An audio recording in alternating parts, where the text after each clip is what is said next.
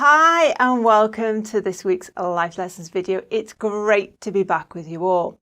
This week we're talking all about lying and speaking your truth. Now, some people say the truth hurts, but we believe that lying hurts even more. And in this video, we'll be explaining why. We'll be sharing with you the subtle and not so subtle ways that each of us lie to ourselves and other people every single day. We'll be talking about what the real emotional, spiritual, practical impact of lying is for yourself and your relationships. And most importantly, we'll be offering some practical tips and advice to help you live with greater truth, honesty, and integrity.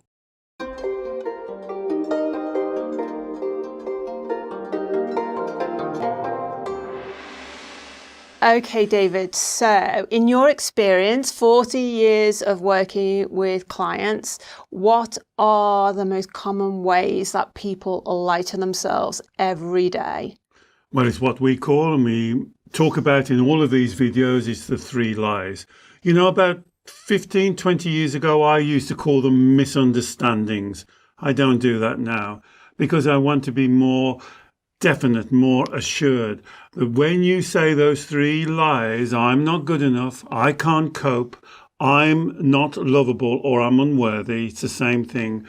These are lies. You are lying to yourself. And when people come to me with what I call red light feelings, anxiety, depression, panic attack, when we do the golden thread, starting at the emotion and going down, why do you create that? It will always come down to a lie.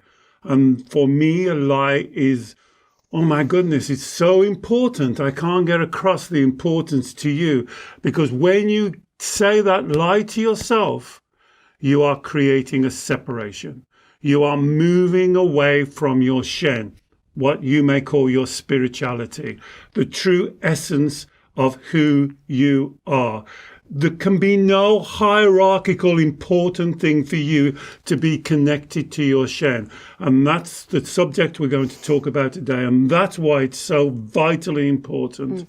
And David, when you lie to yourself, what you're talking about in our thoughts and in our self-talk, when some of us do say, oh, I'm unlovable, I can't cope, I can't manage, or I'm not worthy. Some of us can be as kind of explicit as that in terms of how we talk to ourselves. But for a lot of people, those three lies that we talk about, which, you know, we teach and we strongly believe often that they are formed in childhood and they are held by the inner child that we talk about on so many of our videos.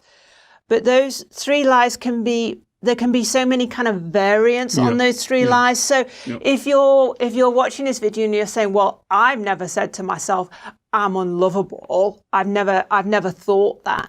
But there are so many kind of subtle variants on, say, just even that one lie in terms of the self-talk we have for ourselves. So let me use that example that you've just used. Just yesterday with two of my clients. I'm lonely. No one cares for me. I'm isolated. You see, all of these has the root is I'm unlovable, I'm unworthy. When I do the golden thread with them, why? Why do you think you're lonely? Why? Then it goes down to one of the three lies. And that's why it's so important to what you just said, Alex. If you say, oh, well, I don't say any of those, think about what you are saying. Another thing that you said is very important. Your self-talk. Just do not believe because you don't say it out loud. It's not as important. It's just vitally important because you're saying it to yourself, thinking these things, this self-talk, this ning, ning, ning, this 3 a.m. mind. Take notice of what it's saying because that's having a direct effect on your life because it's having a direct effect on your belief system.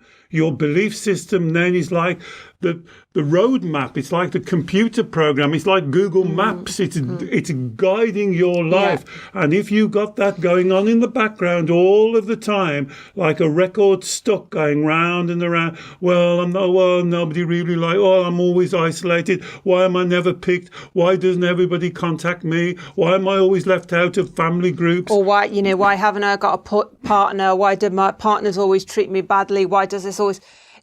all of this kind of negative self-talk in so many, I guess, shapes, forms, characteristics, in so many guises, which pops up in with so many aspects and elements of our lives.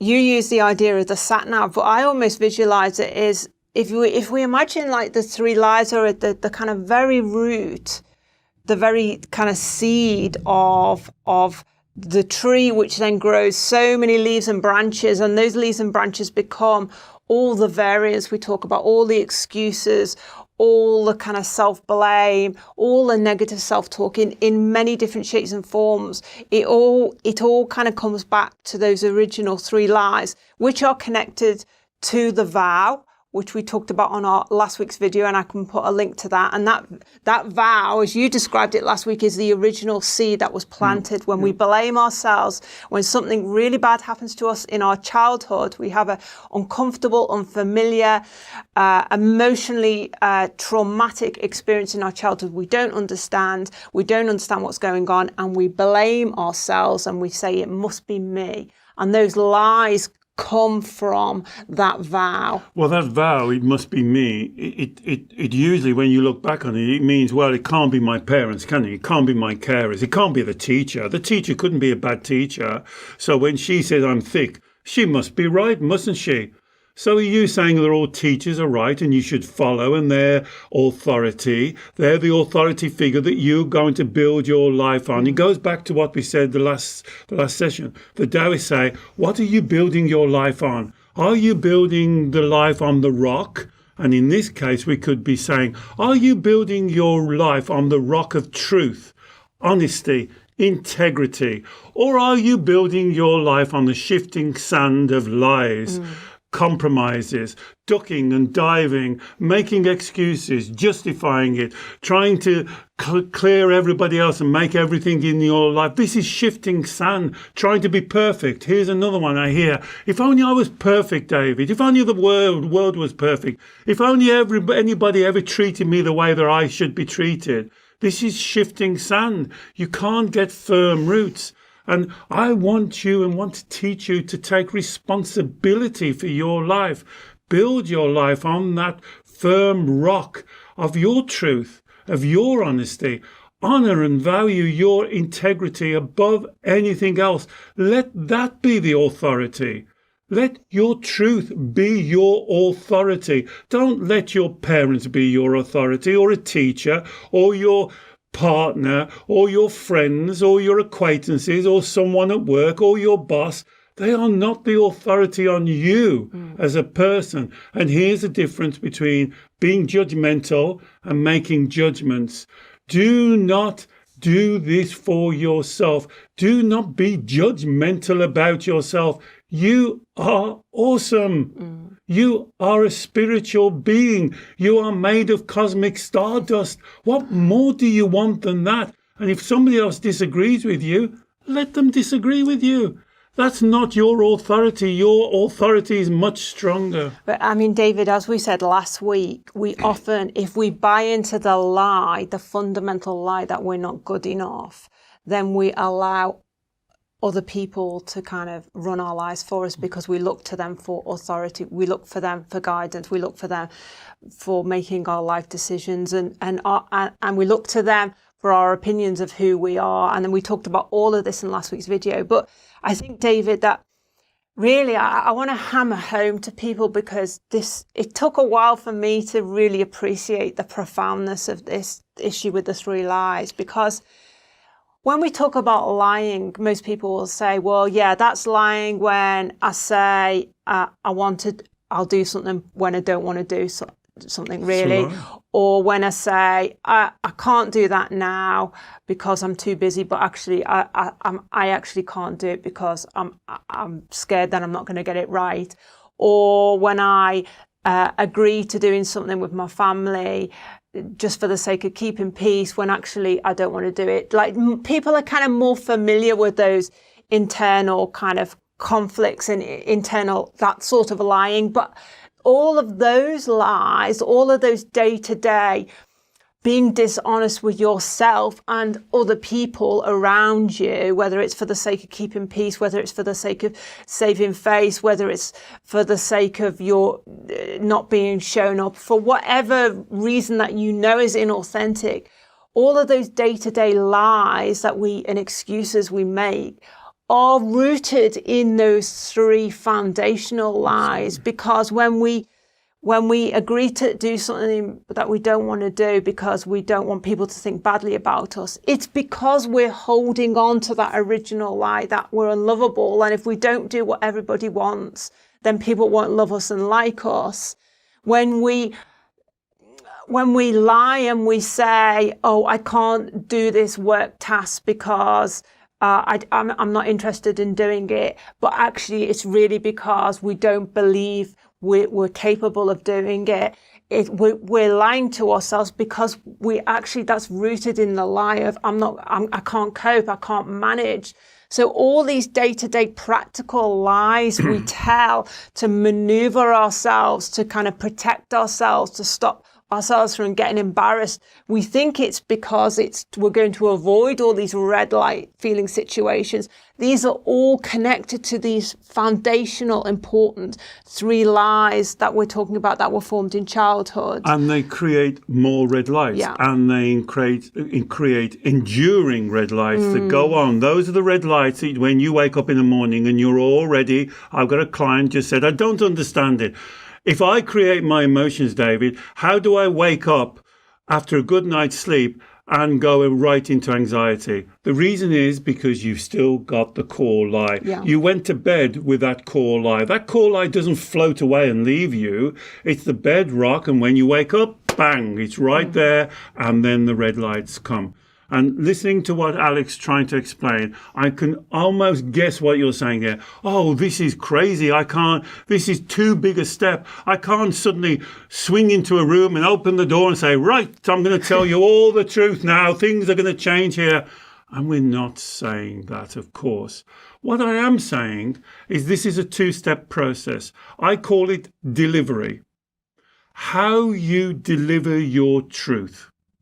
Now, what I would say the first step and the most effective step and the step you can do today, right now as you're listening to this video, is do not lie to yourself. Be totally truthful to yourself. So when you say, I am not good enough, is that the truth? Give yourself the evidence, not the result of thinking that. I will tell you nearly all of my clients, when we go down the golden thread, and this is what the golden thread is doing, clearing the confusion. This is one of the most powerful things about the golden thread. It makes you laugh when you go, oh God, I'm not thinking that, am I? Goes down and he says, I am not good enough because my father told me I wasn't good enough. Is that the reason why you're not good enough?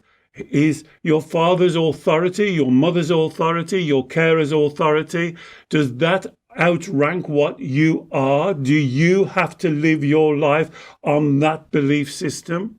And that's why the first step is to be truthful to yourself.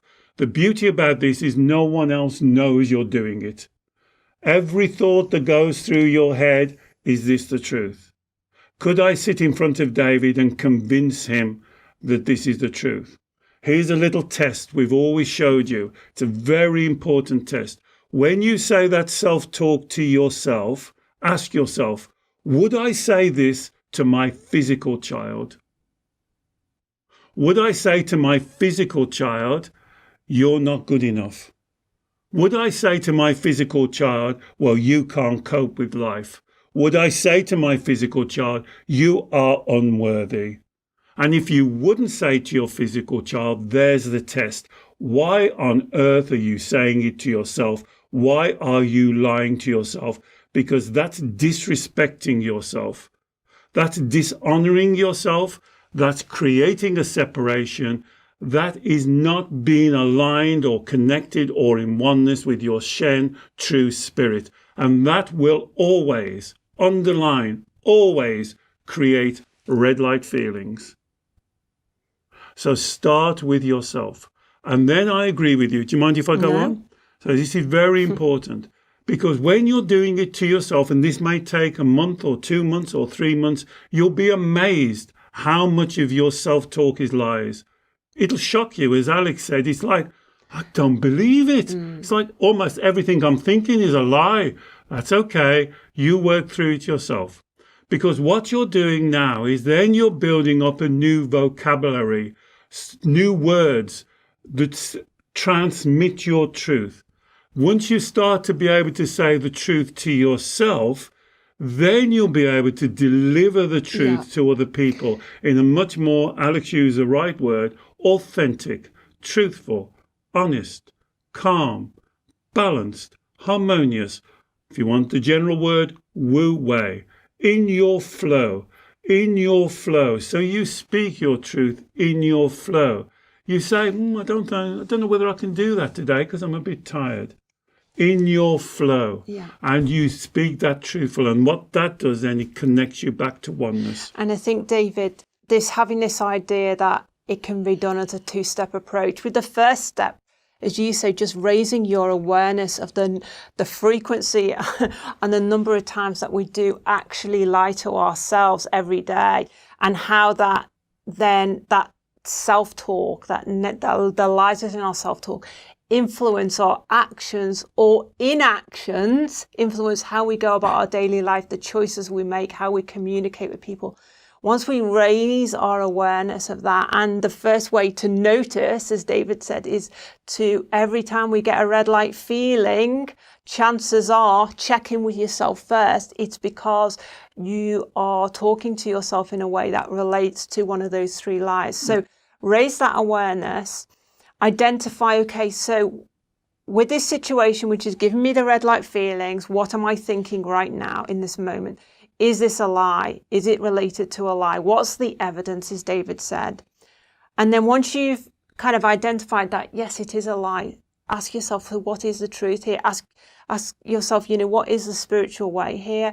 And start to reconnect with your Shen, your spiritual side. And I will put links to videos we've done on that in the video description below, how you can begin to reconnect with your Shen in terms of your self-talk, your choices, and your daily actions.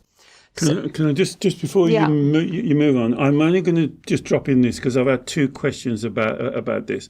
How do we know? How do we hear our Shen? So we have done videos on this, but just to... The difference between the Shen and the inner child or the ego. So I would say what a lot of people confuse their Shen is their instinct, their inner knowing, that gut feeling that is what's right for you. And then you discount it because you say, oh, that was going to cause too much problem. That's going to upset too many people. And then you do something different. And what Alex is saying is you have to listen and honor and respect and connect more to that instinct, that intuition, that inner knowing, that inner wisdom that you have. Everyone has got it. You have got it. You know you've got it.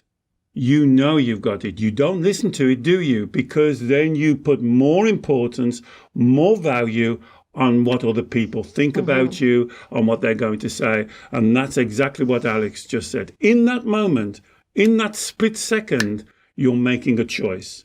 And instead of going to your Shen and going to your spirituality, going to your truth, going to your honesty, honoring yourself, in that split second, you're going down the other road. You're going down the road to red lights. You're going down the road to pleasing other people, worrying about what they're going to think about you, thinking about their emotions, and doing all of that stuff. And that leads you away from your Shen and leads you into the carousel of despair. And really, in that moment, what we're talking about is the choice between the Shen and the voice of our inner child, our human-centered mind, or a lot of people call the ego, and it's that human-centered mind, the inner child, which holds onto the lies. It holds onto the lies as a form of protection, and then it does everything within its power to try and create its world to protect itself from red light emotions. And as David said, we just end up creating more red light emotions. And in next week's video, we're going to be talking a little bit more about this kind of tension and what seems like a bit of a battle between our spiritual side, our Shen, and the inner child, and how to begin to resolve that conflict. So do watch out for that video, because it will help you with the learning for this particular video. And can I just say again, because I say it on nearly every video, and it seems so basic, and you've heard me say this hundreds of times now, remember the core teaching, because it's so important in this. You are the creator of your emotions. Every emotion that you experience in your body, you have created. Emotions do not float around the room and attach themselves to you. Emotions are not injected through other people's eyes, through their words. You are creating the emotions. And once you can accept that 100%, not 99%, 100%, then your life will change, because then you will start to make better choices of honoring yourself, respecting yourself. And if you look at our spiritual contract video, I'm sure you can put a link up. The second one, truth, honesty, and integrity. Having integrity for yourself. Having integrity, what comes out of your mouth is your truth. Having integrity, what goes through your self-talk is your truth. So there's no confusion. What you think is what you say. What you say is what you believe. And if somebody doesn't agree with you, like if you don't agree with me, you can write in and say, you're wrong, David. Tell me why I'm wrong. And then we can have a discussion. And we might agree to disagree, or we might agree, or whatever. But you've got to learn to speak your truth. And that starts with you. The first step is so important because it doesn't involve anyone else. Yeah. No, you don't even need to tell Speaking your truth to yourself. Absolutely. Yeah. Don't even need to tell anybody you're going to do this. Yeah. Just start now. Start every thought that comes through your head. Is this the truth? Is this the truth? Would I say this to my child? Is this my truth? Is this my truth? And that will start to clear the confusion and get you off the carousel. That's why this understanding that you create the emotions is so important. And we'll be talking about that more next week as well. So, David, we acknowledge within ourselves that we're lying to ourselves here, but then we're faced with the sticky task, the problem of speaking up, speaking out, speaking our truth to other people. Delivery, as you said, is very important. So you don't need to rush in like a bull in a china shop. Don't do that. For all these people, close family members, partners, work colleagues that you may have been being dishonest to, holding back from in the past, we're not saying all of a sudden you have to just be wildly radical in your honesty. It's about timing. It's about subtlety of delivery. It's about using your emotional sensitivity to choose the right words, the right time to communicate your truth. And of course, when you begin doing this, it can feel a bit awkward. You can get those amber-light feelings because you're transitioning to a place of lying to yourself with the red lights, to a place of green light feelings where you're being truthful. But in that transition zone, there's a kind of awkwardness, ickiness about speaking your truth. But as you say, your own honesty, personal integrity and self-worth is worth far more than any short-term discomfort that's involved in speaking your truth. And you touched on something there, Alex, that's very important. And if you go back to your sensitivities, your superpower, I mentioned it there. See, you are a sensitive person, aren't you? You like to be thought of as a sensitive person. Then I would say to you, learn to speak your truth with sensitivity. That's what sensitivity is about. Speaking your truth, using the correct words, learning how to phrase things that you do not compromise the truth. You learn how to deliver it better. That's why I would always recommend starting with yourself, because you will get this wrong. It's okay to get things wrong, because that's when you're learning. You'll learn the language. It's like learning a new language of having to get this truth coming out and speaking it directly. And so you start with yourself. You never compromise yourself, your self-worth, your self-truth, your honesty, but you find a more sensitive way of delivering it. And that's when you can really use your sensitivity as the superpower, as we've talked about it as in the video. And I will put a link to that video below for you. And also we've done videos on setting boundaries, which touches upon this issue when you have to be clear with people about what is authentically okay for you and not okay for you. And of course, that involves speaking your truth with other people. And the other issue here is really, for a lot of people who haven't been speaking the truth, their relationships, particularly their personal relationships, have been built on a kind of a form of manipulation, because rather than speaking up, speaking out, speaking their truth, they've compromised. They've said things that they don't mean. They've done things that they didn't necessarily want to do because of codependency issues, manipulation issues, or all sorts of complicated, knotty things like that, which are just move you away from authenticity. So we've done a lot of videos on love and relationships, and I will put a link in the video description below to those as well. Now, David, I just wanted to ask you one particular thing about speaking your truth. Is there ever a time when it's not good to speak your truth? Is there ever a time when it's actually a good thing to lie for the sake of keeping the peace, or more importantly, protecting someone? So you've given me two questions there. Is there ever a time when you should not speak your truth? No. Let me get that right. Is there ever a time when you shouldn't speak your truth? Yes, but you should never speak your truth. So let me try and explain. There might be that specific time, in that moment, it's not worth speaking the truth, because things are just almost too explosive.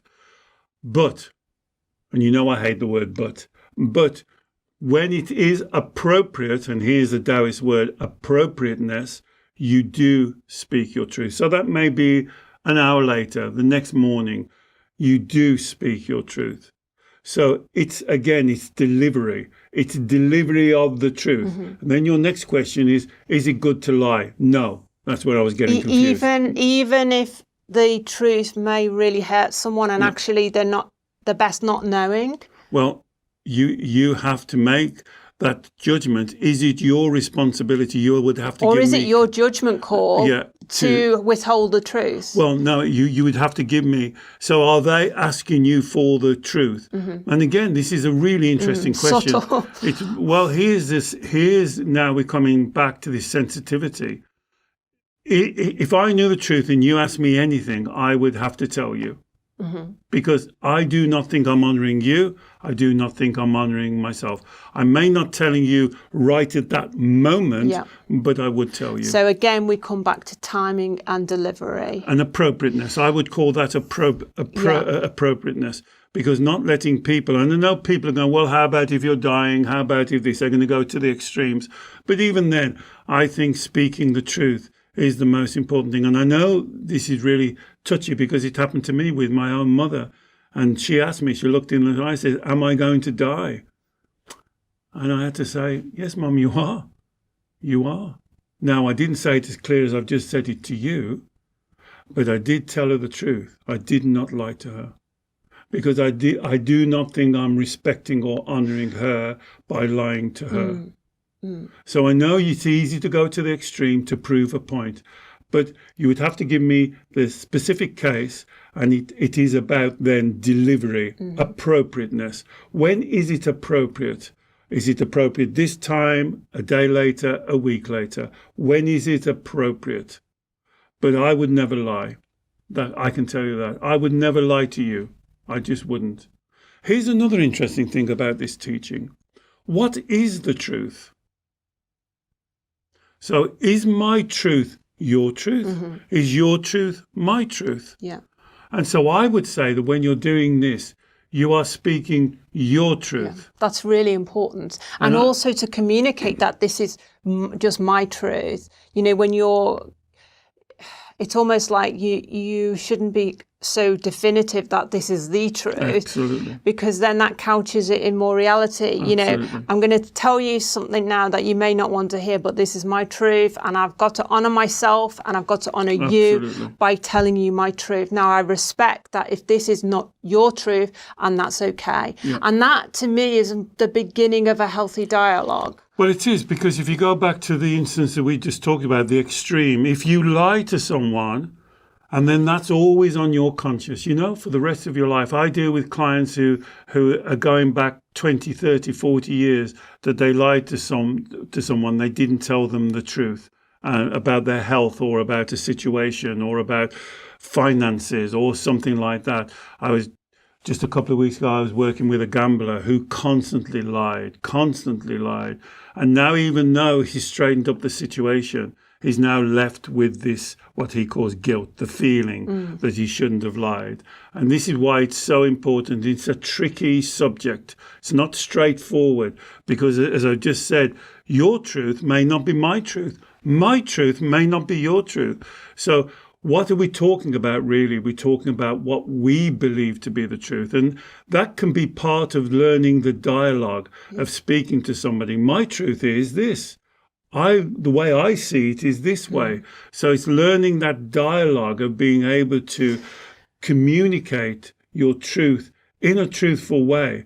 But it's a very important teaching. Your truth may not be the truth or even my truth, but I have a right to hear your truth. If I'm in a relationship with you, I have a right to hear your truth. And that process of kind of getting familiar with what your truth is, that's something that a lot of us don't spend much time thinking about, because for those of us who are led by the lies of I'm not good enough, then we are following other people's opinions about what we should be doing, who we are, all that sort of stuff. And maybe we've never taken that time out to think about what we authentically want. And again, we've done another video on that, and I will put that link below for you. But that links, you see, when we go through that, when we go through the extremes like we've just done, that goes back to what I said at the beginning. Now, a teacher who says you're stupid. Now, that could be her truth. She could think you're stupid. It's not a very good teacher, but she could think that. But is that the truth, or is that even your truth? So are you basing your truth on what she believes? And that's why this truth is so important, that you've got to get absolutely acquainted and connected with what's truthful to you. And that goes back to what I try and say on all of my videos. What do you believe? Why do you believe it? What is it you believe, and why do you believe it? If you believe one of the three lies, I'm not good enough, why do you believe that? Where is the seed? Where does that come from? I call it the evidence, not the result of thinking that. Why do you think that? Where did you first pick that up? You didn't come out of the womb thinking you're not good enough. Where did you learn that from? And that's what you've got to challenge, because you're using that as authority. Is that the truth? Is you're not good enough the truth? My truth is that is not the truth. I do not believe you cannot be good enough. I don't even understand the statement. Not good enough for what? Whom? Where? Why? Doesn't even make sense to me. But that's my truth. So you have to say, David, you're wrong. I'm not good enough, and here's my evidence. Not, this is the result of thinking I'm not good enough. This is what started it. This is the core. And I will guarantee you it will go back to what someone said to you or what you believe they were thinking. Now, is that the truth? Can you rely on that? And you see how important this is when you start to unpick it. It's a very important teaching. And I think, David, this understanding of the reasons why we lie to ourselves, which is kind of what we've been talking about the whole of this video, what motivates us to lie, where does this come from, and how we do it in everyday life. I think this understanding will also help us when we know that other people are lying to us. It'll help us understand their motivations to, I'm not saying that them lying to us is okay or a good thing, but it helps us to understand the motivation rather than being judgmental about the whole person. And again, in a relationship situation, it will help you approach this in a more authentic way in terms of communicating with someone who you think is lying to you or being dishonest about something in the relationship. Yes.